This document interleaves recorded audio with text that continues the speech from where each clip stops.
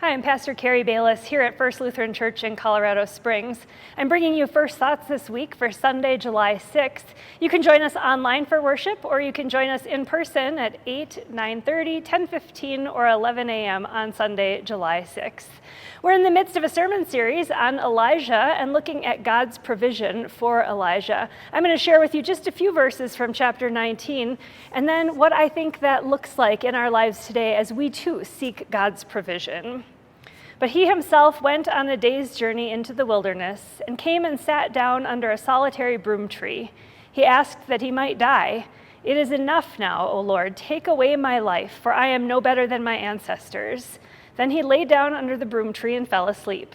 Suddenly an angel touched him and said to him, "Get up and eat." He looked, and there at his head was a cake baked on hot stones and a jar of water. He ate and drank and lay down again. The angel of the Lord came a second time, touched him, and said, "Get up and eat, otherwise the journey will be too much for you." He got up and ate and drank, and he went in the strength of that food for 40 days and 40 nights to Horeb, the mount of God. At that place he came to a cave and spent the night there. Elijah spent a lot of time in the wilderness. He initially had gone back into town and he had received some threatening information, which is why he sought the wilderness. He thought he needed to escape.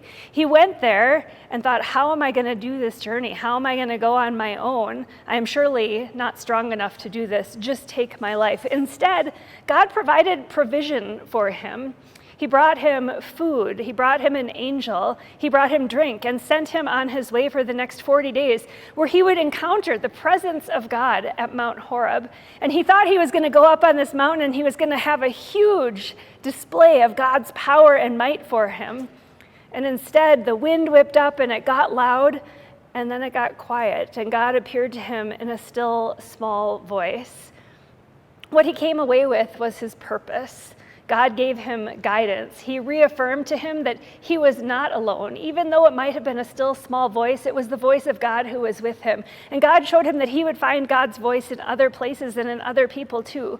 That when our own faith is small, when we find God in a still small voice, it's still that voice of God. And sometimes it comes from the people around us, from the fellowship of believers, and not always a big display.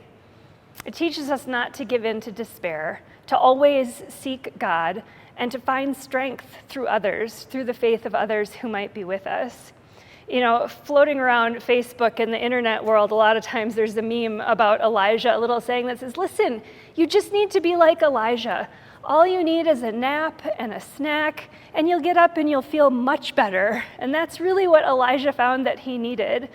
I would invite you to join us on July 6th and to learn more about what it means to seek God's provision in your life and how that sends us out to be God's voice in the world.